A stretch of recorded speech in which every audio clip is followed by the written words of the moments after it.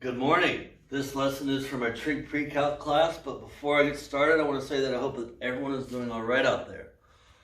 This is for Chapter 4, Lesson 3, I believe, and we're getting into inverses with trig functions, so let's go ahead and read our three goals today. Our first goal is going to be to review inverses. Our second goal is going to be to apply inverse concepts to trig functions, and our third goal is going to be to calculate inverses and use that process to find unknown angles.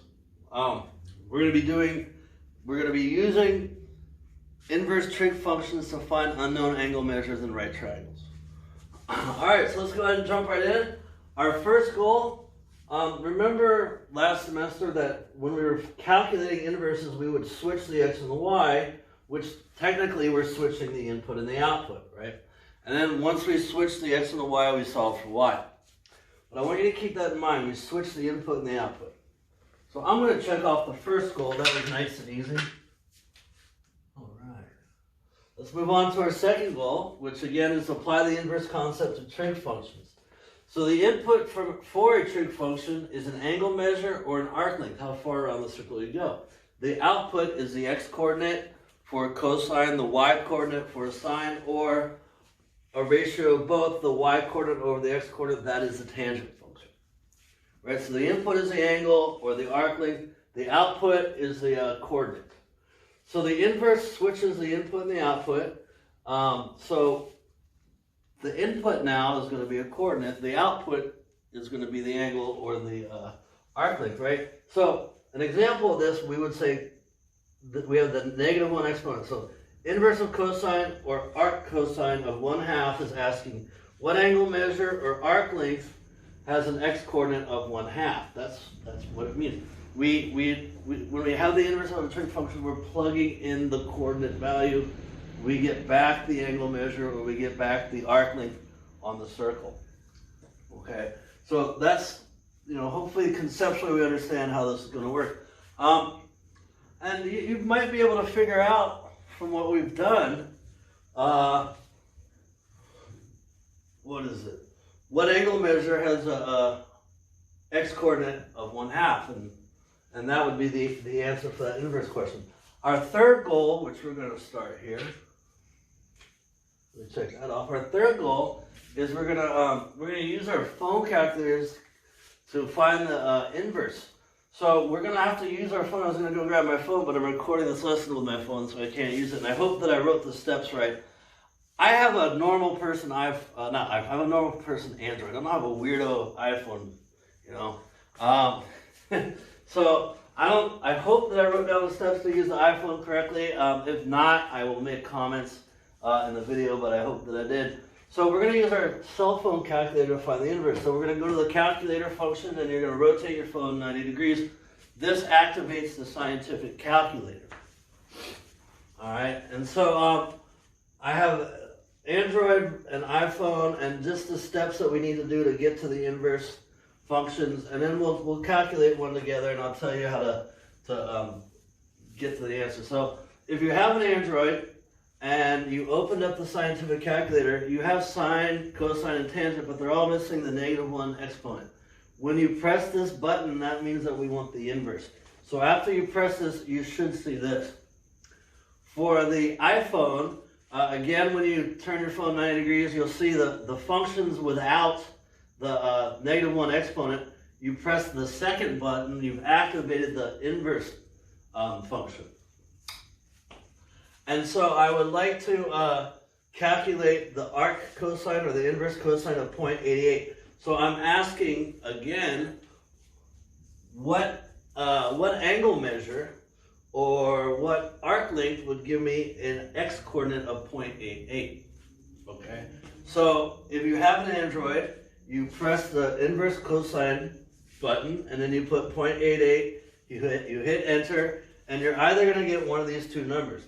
28.4 is your answer as a degree. 0.49 is your answer as a radian or an arc length on the circle. So you need to go 0.49 units, or you need an angle of 28.4 degrees to get an x-coordinate that's 0.88. Now, if you have an iPhone, and I believe this is the way it works. I don't have an iPhone, okay? I haven't drinking the Kool-Aid. But if you have an iPhone, I believe you type in the coordinate value first, and then you hit the inverse function, the inverse trig function button you want. And again, you're going to get one of these answers. Now, to jump back and forth from these, you're either going to see DEG, which stands for degree, or rad, or radian, which stands for arc length. Press on that, and it'll jump back and forth. Okay? But what we're going to be working on is we're going to only want to get our answers in degree. So make sure you know how to get that answer here, and that way you'll be able to answer the second part of our third goal, and that's to find the unknown angles in a right triangle using inverse trig function. So I'm going to hit pause, erase all this, set up the next part of the lesson. So I'll be back. I'm back. All right, so let's continue with our third goal. And our third goal, I gotta learn how to talk. We're going to use the inverse to find unknown angles in right triangles. So I want to review a few things with you really quick. I want to review trig functions in right triangles. I'm sure you've heard of the acronym SOHCAHTOA. So, SOH stands for sine, which is the opposite side length over the hypotenuse length. Ka, which stands for cosine, and that is the adjacent side length, adjacent meaning next to, divided by the hypotenuse length. And tangent, the toa, is the opposite length divided by the adjacent length, right?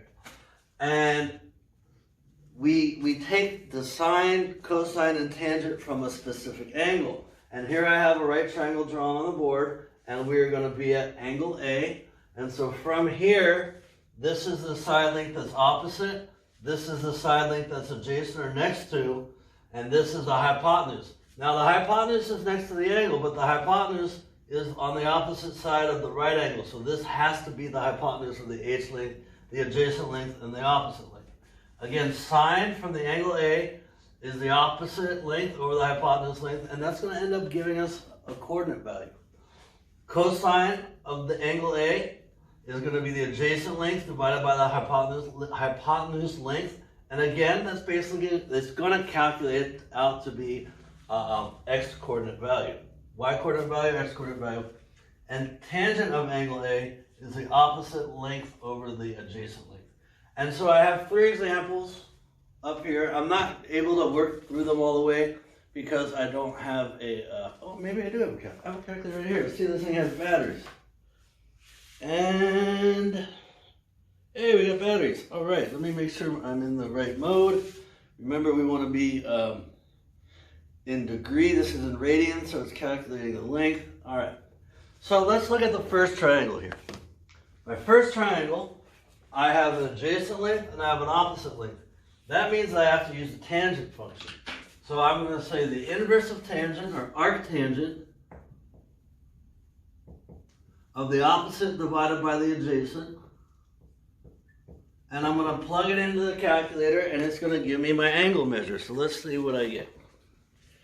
Boom, boom. This is exciting watching me type in digits. So 6 divided by 4. I get an angle measure of 56 degrees. 56.3 degrees. Okay, that's what that angle has to equal. Here my angle is up here. I have a length that's on the opposite side, and I have the hypotenuse. Maybe I should draw in the right angle symbols. That would be a good thing to draw in here, so there's no question who the hypotenuse is. So from this angle, I have an opposite length and a hypotenuse. So that means that I need to use the sine. So arcsine, or sine inverse, of the opposite divided by the hypotenuse is going to give me a, let's see here, second sine 5 divided by 9. That's going to give me an angle measure that rounds to 33.7 degrees. And it would be a good thing for you to make sure that you're getting these values on your phone. just so that we, when you're given the assignment, you're able to do the assignment. And our last triangle, from this angle I have an adjacent length and a hypotenuse, so that means I need to use the cosine function. So arc cosine or cosine inverse of 4 divided by 11 is going to give me a value of 68.7 degrees, roughly. So your homework is, the last 6 problems is doing this. The first 6 problems is just practicing finding the angle measure or the arc length. So this is going to finish the lesson. Again, I hope everyone's doing all right out there. I'll see you guys later. Have a good day, everyone. Bye-bye.